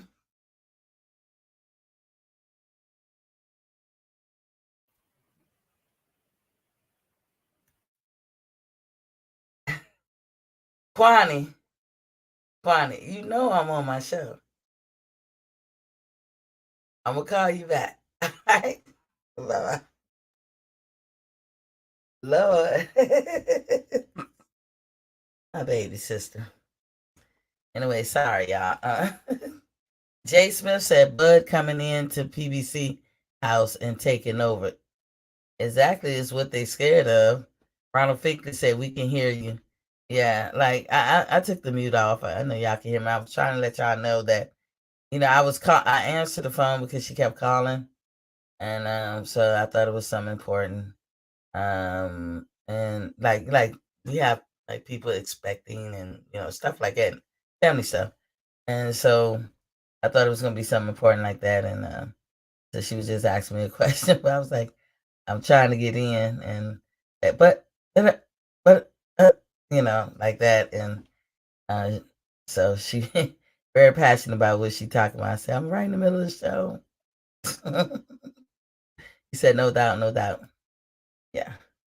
So yeah, the Charlo thing that's gonna be interesting. Like I just felt like the only reason I talked about the correction today, like I was correcting Derek James with his crazy ass numbers, and the correction I did about Usyk leaving camp, even though he got permission to, him and Lomachenko turned it down.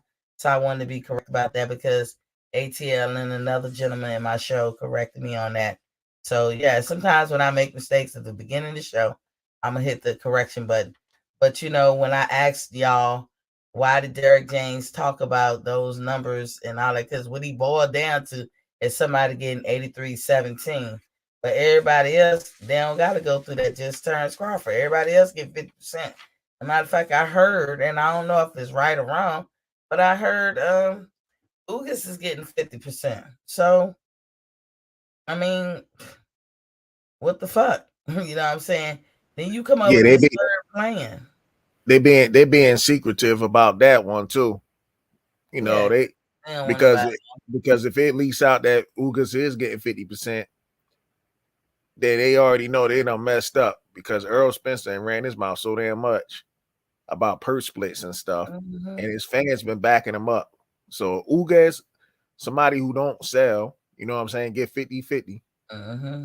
And you already know this whole time, those words Errol Spence been using with purse splits, they were Mm-hmm. nothing but duck language. He ain't Yeah. want no parts of bud. And then if you hear Ugas get 60-40, if it's 40 that he get, then that proves Turner's case even better because Ugas is not a proven pay-per-view star. He's not proven. You cannot gauge that on anything that he's done.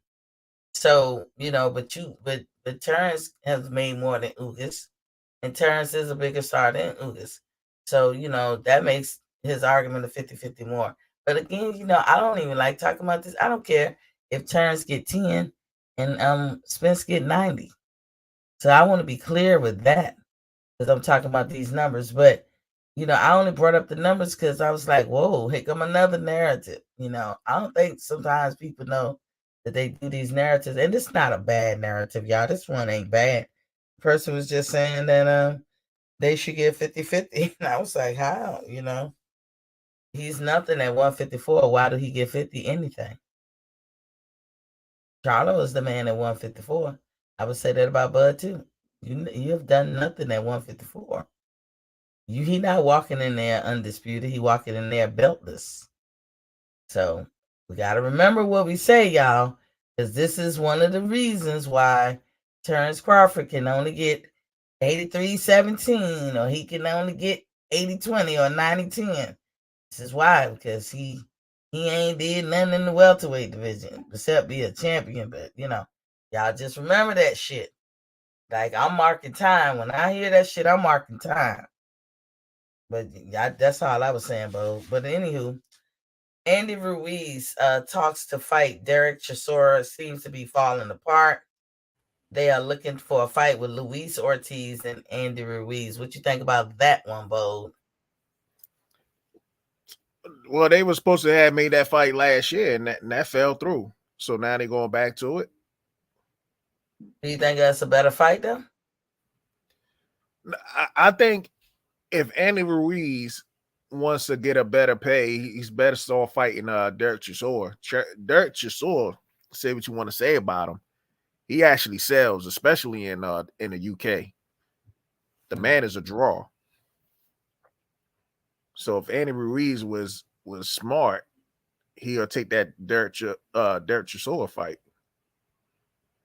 Yeah, I think if Andy and Luis Ortiz fight, they better just do a Showtime fight or ESPN. Like Or just a regular do it free TV on fight. Fox.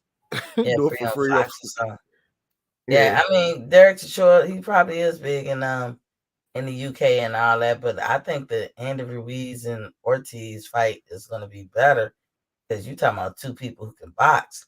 And is Andy gonna be a fat slobbing motherfucker, 12 sandwich, fat back eating, whatever you let me get my Harlem Yeah, Nights on. but the thing Yeah, is that it seemed like yeah, Luis Ortiz punch resistance is kind of terrible these days, you know. I mean, he was getting dropped easy by Charles Martin. yeah, he did. Damn, I almost forgot about that. I was saying, man, he only lost to Wilder, but that Charles Martin shit. But I guess Luis got a nugget or two left in him. If Andy Ruiz want to, get good names on his resume, that would still be a good resume, for a name on his resume because Luis only lost to one person. That was Deontay. Yeah, that's So true. Derek Chisora, I mean, a lot of us over here in the States don't really know him, but we know I mean, Luis. I mean, people know him because his antics. He'll sell a fight. Mhm. He's coming to fight. Yeah, just Chisora and Areola could be a good fight too if he can't Yeah. I get. mean, just in any one of them guys. My thing is when it comes to boxing, like I would like to see some people from here go fight overseas more often because that's the only way they're going to bring boxing back. Because boxing is so much more bigger overseas than it is here in America. But the problem with that is there'll be some home cooking too much going on over there. Like right now, I be wanting to tell certain boxers or just especially black boxers, look, y'all can't just go in there and just regularly fight. Fight. You gonna have to do more than any counterpart. Like how they used to raise us bowl when we was young. Like you got to do more than the average whoever. For you to even get a modicum of good anything. So. But Uh, what I'm saying too is it could, they could look at us the same way. We got home cooking too. So when a lot of foreigners come here, we got home cooking too. So the but do judges, us as Americans look at it as home cooking? Because I mean, like, it, but I take the mean, it yeah, wouldn't matter. It wouldn't matter if that's we look at it as a home cooking. The judges, you know what I'm saying, are the ones judging the fight. right. But So what? look at Josh Taylor and Catterall. Now a lot of people in Scotland was like, "Yo, wow, man, this some bullshit." A lot of people there was saying that. Right, that's what I'm saying. And we have home cookings here before in America, plenty of times, right? Hmm. And like the judges themselves are all the same judges. You know what I'm saying? They're not just gonna pick judges from that country. The judges could come from anywhere. Of course, they might have one of them judges might be from that country, but it might be another one from like Mexico, another one from America or the UK. It all comes down to the judges. And it depends on, and also the marketability too, because if you have a big promotion behind you, it doesn't matter where you fight at. If Yeah, that promotion team gonna back you up, they're gonna back you up. yeah. I mean, but in the end of the day, they did that fight kind of fell through because Chisora and Eddie Hearn or whoever he works with couldn't convince Andy to come over there and fight. Cause maybe Andy just felt like if I go over there, what's gonna happen? I don't know. They couldn't. That's why I fell through. That's what it said. And so then they said, I know. What about Luis Ortiz? And I'm like, yeah, that's a good little thing right there. You know what I'm saying? That'd be cool. Yeah, And Chris Arreola, he may go over there for the money and all that. I don't know. It's just to me, I don't know what would make Ruiz say no, but it seemed like Ruiz been turning down quite a few fights because what wasn't he offered a fight against Hergovich? Was I he? believe. Yeah, was he? Well, I mean, I'm not sure. I know he turned down another fight. I thought it was Hergovich, or it was either him or against somebody else, and he turned it down or some shit. He could have Now, did well. Now, I guess in Andy Ruiz's case, I guess he felt as though when he went overseas to fight, what's his name, Parker, the Andy Ruiz. New Zealand dude from Is that Parker? Yeah, that's no, not Zach Parker, the heavyweight dude. Yeah, Joseph Parker. Joseph Parker. Yeah, whatever his name is, Parker though. Yeah, right? yeah. I guess he felt when it came to the decision, I guess he felt Joseph Parker got, the hometown cooking. So he felt like, yo, I got robbed over there. So maybe he feels some kind of way about that. That could be it too. But he won't about to pack his bag and head across the pond. He was like, hell to the knees out. I'm not going over there. But Luis Ortiz, like I said, it's a good little trade-off because Andy Ruiz is known as a great boxer, supposed to. I mean, he's a fat slob, but I mean, maybe he lost weight this time. But he's still he's still got boxing skills. I will admit to that. He got fast hands. He got fast hands. He know how to do a lot of tricks, though. He got a lot of tools. Cause I've seen him set traps and this, that, and the other.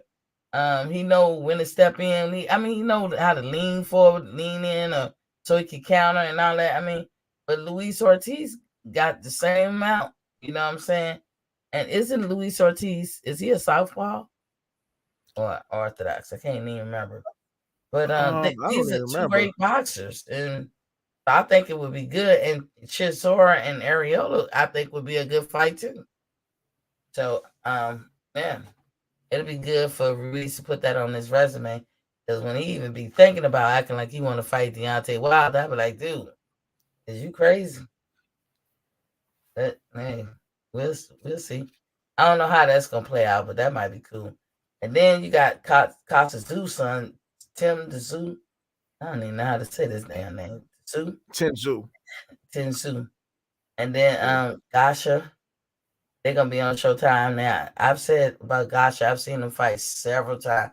I've seen them try to big him up. They tried to prop him up over the years. I've seen that too. He's stuck in one gear. He's stuck at a gear, y'all, and he ain't. I don't think he's moving out that gear. It's a great gear to be in, but he's stuck there. He doesn't seem like he elevates himself fight after fight. So this is gonna be interesting. I've never seen Tszyu fight. And so this is going to be interesting. Plus, Tszyu debuts in America, and this for the super welterweight 154 division. What you think about it, Bo? His debut. I mean, yeah, Tszyu and Gasha fight. Overall, what you think, man? I mean, it's an interesting fight. It's an interesting fight. I want to see where both guys are at. If God was it Gaucher? Is that how you pronounce it? Gaucher? If he is it Gasha? I think so. If he beats Tim Tszyu, then that pretty much knocks him out of that mandatory for the WBO position. Because he just took that step aside money. And then let's just say if Crawford activates the super champ status at 154 or his mandatory status, he's going to skip the line anyway. He needs, I think he's waiting. I can't remember. Okay, we know Errol Spence and Ugas is April 16th. When is Castano and Charlos? Like May, like the middle of May, or like May 20th or some shit like that, or 21st, I think. So by June 1st, Crawford should kind of have a warm and fuzzy on whether or not him and Errol is going to fight. That gives Errol a couple of months to to soak in it, to figure it out how he want to do it or whatever. I'm telling you, if he don't say nothing by June 1st, he got to move up. But it's always possible that but apparently according to Bomac, Terrence Crawford is going to be fighting in June or July. Oh, Bomac just said that? Yeah, it was on a phone audio thing on YouTube Bomac was talking about the whole Errol Spence saga, and talking about, you know, Errol Spence fans and everything. And he was like, we'll see after April 16th. We're going to see what they're going to do and all that other stuff, because he said the fans need to hold him accountable. But somebody asked him when is his next fight. He said June or July. Well, I hope he talking about Earl. Like maybe they could be just trying to line something up to stay active and stuff. You know, not really like you hope you get the fight with Earl, but just based on these last 4 years, what's the reality that you would get the fight with Earl? So that's what they could be thinking, and they're not gonna sit there put all their eggs in one basket. Maybe that's what's going on. I'm not sure, but oh. There's a lot of stuff going on, but you know, for me, the red flag went up with this third plan. So again, I'm marking time, y'all. Y'all see to date. To date was the third motherfucking plan that has come out. So when y'all get to talking this shit and we arguing in the fall, remember that hey, it wasn't Bud that came out with a third plan. You know, and if you're gonna come out with a third plan, it seems to me you need to have cemented in our head that Bud Crawford is a part of your third plan. Because if we look at it like Bo say, his Ugas fight is one and then one fight after Ugas. That's how we know Ugas ain't got a rematch clause. Don't he deserve one too? I'm not sure if they really do rematch clauses in house, right? I never heard of one being in house like a rematch clause. I mean, you can. I mean, I'm sure we have seen them.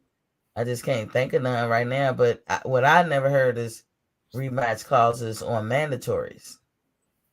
But I've heard rematch clauses anywhere else. But I'm just saying, if don't Ugas deserve a rematch if Earl beat him? I mean, can't be no different. I mean, whether he deserves it or not, he's not the darling of the PBC. Like Errol Spence is like the PBC darling, you know. So they gonna do everything in power. You know, if Earl loses, they'd be like, "Yo, we need to do the rematch." If not, you know, if Earl wins, they don't really care about Ugas, because Ugas he's already 35 years old. Yeah. If Ugas wins and they didn't put no rematch clause, take your belt and go. I mean, Ugas said he wants Crawford. Yeah, that's what he say. Sounding like George Cambosos. Cambozo. That's what he say. I mean, I'm inclined to want to believe him, but I was inclined to want to believe Cambozo too. You know, that's what they say in the beginning. Why it's leading up to it. Then when they get it, it'll be a whole nother tune. I don't know. Listen, I don't want Terrence to lose. That's my favorite fighter. But if he loses, it is what it is. That's the kind of sport that I said I wanted to enjoy and be a part of. So I can't cap and try to save for him. I want him to fight the best. And then right now, Errol Spence is the best. And Ugas is the best. So I don't care which one of them win. Terrence got to be up. Now, I personally think Errol is going to win. So if Earl wins, then he has to be making a beeline for Terrence.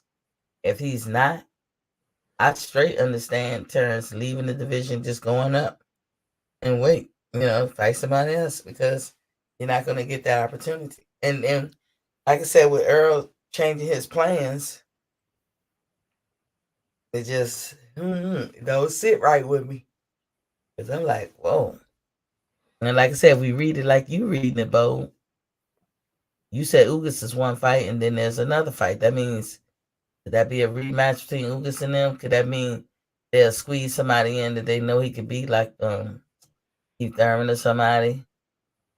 What it mean? Probably. It doesn't have Terrence Crawford written all over it, and it's another fucking plan. Do we stick to the same plan?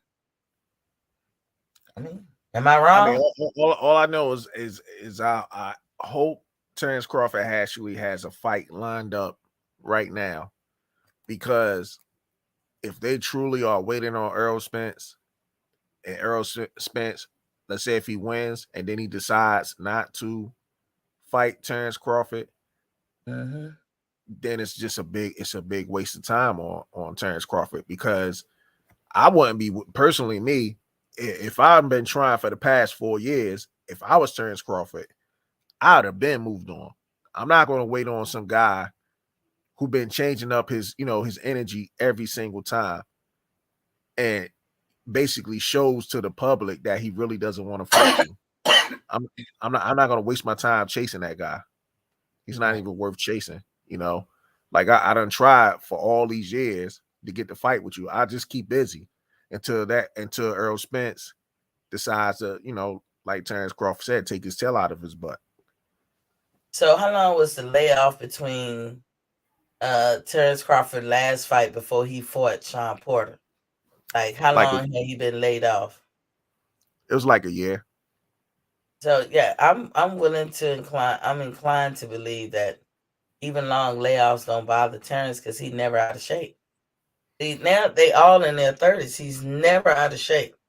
He's No, he's always not out of shape, but if you're not in the ring, getting that,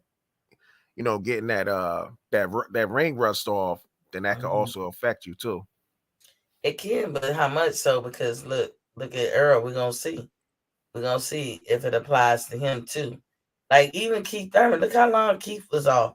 Keith did a good job for somebody who's been off for a long time. And I know but he everybody also said looked that's kind of bad too, him. though. Huh? He also looked kind of bad, though. I don't know. You thought he looked bad? I mean, he was hurt a couple of times, and it was against a guy moving up in weight. Now I get it. He's been out for like a couple of years and stuff, but it just, people looking at Keith Thurman like food. They like, man, like, dude, you don't even, you're not even the same dude no more. Yeah, he's older. He had all that ring rust. He's older. Wherever he gets hurt, it's gonna get worse. That's what happens when you get older. You know, Bo. Shit, like shit get worse. You get bruised easy.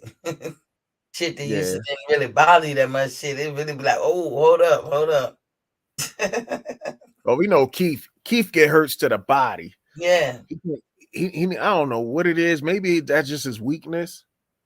Well, that could be his Achilles heel. But I told you I met Keith Thurman before, and he can eat. And I ain't talking bad about you, Keith. You can motherfucking eat. But what I saw you put down, I was like, God damn. It would take me days to eat that shit. But Keith, after a while, when you eat that bullshit, and I mean, he was eating a pizza that was bigger than the table he was sitting at. Like that pizza was huge by itself. Watch him eat that, then I watch him come up and eat. Because I had ordered a Philly cheesesteak sandwich, and he ordered one too. And I was like, Keith. I said, I've been looking for you all night because I had something in my mouth, like I was drinking or something. When I said, Keith. I almost spit the drink out, and then was like, I've been looking for you all night. He said, well, honey, I've been looking for you too. He played along. And he said, let's get this picture. And we took a picture. And then he said, no, that wasn't good enough. Let's get another picture. And they called his number. And when I see he got that big size Philly like I was getting, and I was like, who gonna eat that shit? I just saw this nigga eat that big ass pizza, bigger than this whole table. I was like, damn, man, he ate that damn shit. I was like, ooh. And then I knew, He said, one time? Yeah. I was like, you know what? That's why he got stomach issues. He had to go through a detoxing, like detox his whole body because he have stomach issues. But once you open that door, that will always be like your Achilles heel. You know what I'm saying? Plus you're getting older. Just like the alcohol with Spence. I know people's like, oh, Miss T, why you gonna bring that up? Because I'm just speaking truth, you guys. That shit will take its toll on you in later in life. Nothing really fucks with you when you're young. When you're young, that's why y'all feel invincible, y'all young folks. Because it do seem like you are. You're not worried about a lot of stuff. But speaking from a person who was once young, like in their 20s, and I refuse to say I'm an old bitch, but I'm an older bitch. Speaking of somebody who's been on both sides of the equation, that shit catch up with you. You ain't escaping. Did that type of damage, it is gonna be with you. and you gotta do something that much more drastic on the other side of the equation. Like if you lived an unhealthy life for 5 years, you got to live a super healthy life for 5 years just to even it out. You can't just live a somewhat healthy life. You know what I'm saying? Because that damage is there. It's just it'll catch up with you. So, and Terrence Crawford has none of that. Like when it comes to being healthy and staying in shape and all that, just with boxers gaining weight between fights and then trying to lose it, that takes a toll on you. You're gonna pay for that. Maybe not when you're young, but definitely when you get in your 30s. And mark my words, wait till you see people like David Benavidez when he get in his 30s. Watch how he look. All that shit he can do now. Watch how he be. He's a shell of himself. That's what he'll be. Cause all that fat and getting him, that bullshit he being doing the drugs and see, I say that about him with the drugs. So equally, I say Errol Spence with the alcohol. That shit, he gonna pay for that. They all will. We all do. Let me just say it like that. Yeah. So, but yeah, I mean, we'll see. I'm sure E-Thriller gonna get more in depth or whatever. But yeah, Yeah. I just was astounded by the third plan. I was like, God damn, another plan. I'm like, oh shit, let me talk about that. My man got nothing but plans. That's what it is. His plan is not to fight Crawford. That's what his main plan is. That's what it's starting to look like, y'all. That's what it started to look like. Now I said I wouldn't poke the bear. I ain't really poked the bear. Me correcting Derek James ain't poking the EJ bear. That's Derek James defying or not complying with his leader, his boss, which is EJ, who said no more of that type of talk. But Derek James said all that shit and spit it out, all those lies, just to prove a point that Terrence Crawford ain't even worth 20%. He said 83-17. That's what all that type of talk was about. Now I brought up the AJ and not AJ, I'm sorry, Errol Spence and Charlo fight to see what the consensus would be, because I wanted to make sure I say this ahead of time. So when somebody say it here and I get on them, they can't be like, Miss T, you're not being fair. EJ and Bud Crawford right now, today, ain't shit at 154. They've never fought there, so they ain't shit. So the thought of either one of them coming anywhere close to 50% with anybody in the ring is a bunch of horse shit. Yeah. It is spin, Hey. and it gotta know when you hear it. What's up? Oh, I was gonna say I'm gonna be right back. I just gotta run and grab something to eat real quick. Okay, I might be here now. I'm gotta shut it down. I'm getting ready for Black Picasso. Oh, okay. So if I don't make it back on time, then I see you over there. Okay, all right. All right. So yeah, that's the only reason I brought that up, y'all, about the splits with Charlo and Earl, because to be fair, 147 ain't got nothing to do with 154. If he goes up there to fight Charlo, he's nothing. He's nothing fighting Charlo. Don't even have a belt. You know what I'm saying? Right now, Bud has a belt, but still, the consensus was, but it's nothing fighting Earl, because Earl has two belts, and what Bud did at 140 don't matter. So the same thing has got to apply when EJ goes up to. I'm just stating that fact.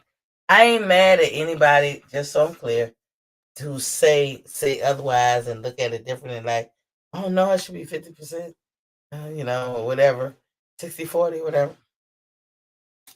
Not mad. That's your favorite fighter. I'm just pointing out that, hey, you gotta keep that same energy. And I'm marking time because this is the third plan. And I say marking time because I want to be able to go back and say, hey, I know what video I did that in. Mark time. Also, I write down everything I'm going to talk about in my books. And when I go back and look at it, I could be like, yo, this is the first time I was saying that he had came up with a third plan, because that's what he said. That's what he's doing. You know, from my understanding, it was Uga's fight into more fights. Now, Bo said his understanding was Uga's fight being one of the fights, and then one other fight after Uga's fight, which makes it worse. Neither one of those plans has Terrence Crawford written all over it. So now we got Tim Smith confirming to us that Terrence Crawford and Errol Spence will never be. And by Errol Spence having this new plan, I'm not saying it's guaranteed to be like that, but it's possible. One could think, oh shit, they'll never be. So that's why I say I was market time. But anywho, thank y'all for listening and coming through or whatever. Let me see. Yogi is in the building. What's poppin', Queen?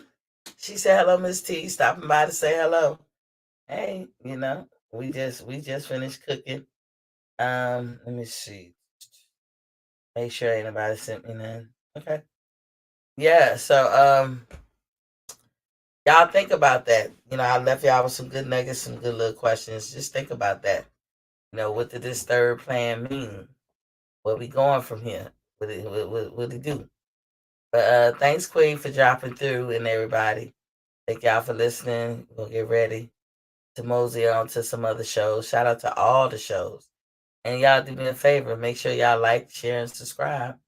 And you know, when y'all get into other people's channels, whether you look at them all the time, show that black love and just go to their subscribe button, whether they got an actual podcast or channel or not. Every name you see in the chat, that's their YouTube channel.